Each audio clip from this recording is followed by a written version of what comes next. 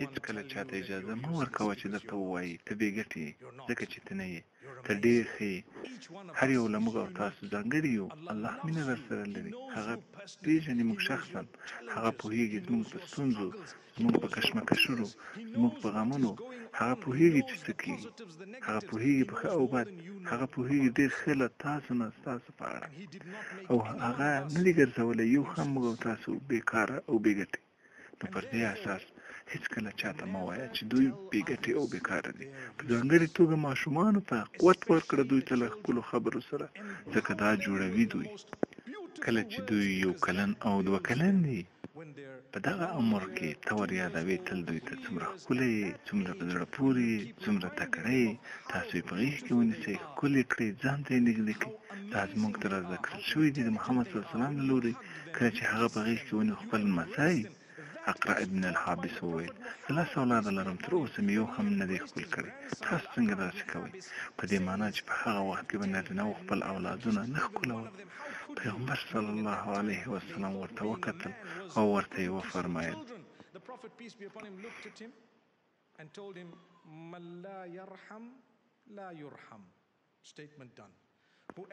خبره خلاصه شوه. څوک چې رحم نه کوي رحم به پرې ونه شي. وګوره ورته په دې معنا ښکل کړه خپل ماشومان، په غېږ کې ونیسه، ښکلې خبرې ورسره وکړه. کله چې څه خراب کار کوي دا نورمال او طبیعي دی، دا سم دي.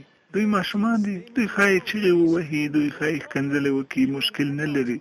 ته خو لوی یې، داسې څه مه ورسره کوه لکه ماشوم. داسې برخورد ورسره وکړه لکه لوی.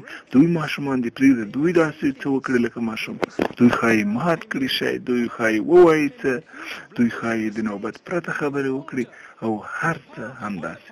دوی شاید ستر غلطي او اشتباه وکړي، دوی شاید خطا وکړي په لارې او بې لارې سره. دا صحیح ده، دا ښه ده. موږ به لارښوونه ورته وکړو په سمه توګه. زه نه وایم چې پرېږده هېڅ مه کړه په دې اړه، خو موږ باید وکړو په ښه طریقه سره چې وړتیا ورکړو دوی ته. او زه خبرې ختموم له یو مثال سره.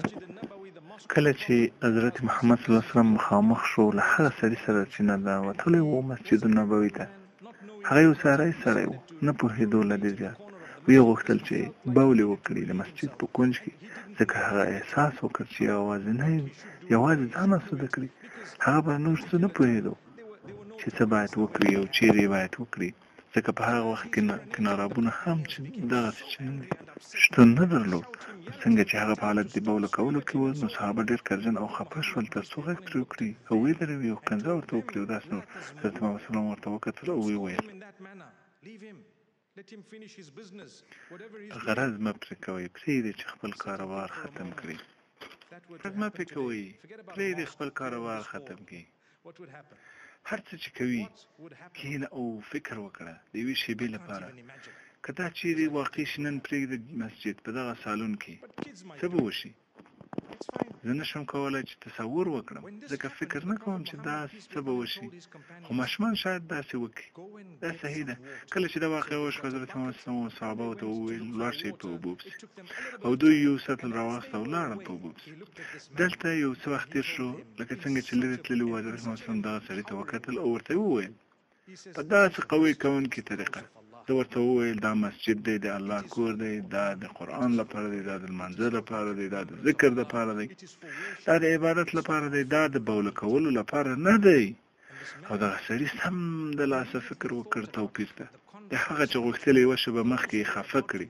او دغه سړی چې په خپله پیغمبر دی څومره په بېنناکه ډول راته وایي هی داسې مه کوه سړیه، دا ځای د دې لپاره نه دی.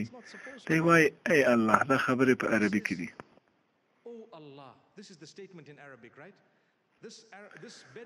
ای الله، په ما رحم وکړه، په محمد رحم وکړه، نور په هیڅ چا رحم مه کوه. اوس دا یو نوی مشکل دی، ځکه ته ضرورت لري هدایت ته، صبر وکړه. د الله رحم کې ټول شامل دی. وګوره پیغمبر ته صلی الله علیه وسلم چې انتظار کوي تر څو ولاړ شي دوی لري، هیڅ غږ اوچت نه کړ په دې سړي کله چې ټول موجود وو. د صبر وکړ، دوی بوخت شي د اوبو پیدا کولو کې. سبحان الله. اوس دلته نوې ستونزه ده. هغه څه دي؟ زه ضرورت لرم چې وښیم دغه کس ته د الله جل جلاله د رحم په اړه. حضرت محمد صلی الله علیه وسلم ګوري ورته او وایي ته کوښښ کوي چې یو شی ډېر لږ او نری کړې خو دا ډېر پلان او زیات دی چې ټولو ته رسېږي. خبره تکمیله شوه. ته نشي کولی د الله په رحمت کې ټول شاملېږي. د الله په رحمت کې ټول شاملېږي. Allah says, my mercy encompasses absolutely everything. So, my brothers, my sisters, as I commenced, I want to tell you, the mercy of Allah encompasses you. الله جل جلاله وایي زما په رحمت کې قطعا ټول شامل دي. نو زما ورونو او خویندو لکه څرنګه چې ما پیل کړی وو د الله رحم رسیږي تا ته او ټول ستا ستونزو ته ستا مسئلو ته، نو همداسې ادامه ورکړه او پوه شه د الله په فضل سره به ته ښه وې. ته اړتیا لرې چې ویې غواړې، ته اړتیا لرې چې ویې لټوې، ته اړتیا لرې چې احساس یې کړې، ته اړتیا لرې Never let anyone tell you that you're useless because you're not. You're not. You're amazing. Each one of us is unique. Allah loves you. He knows you personally. He knows your challenges.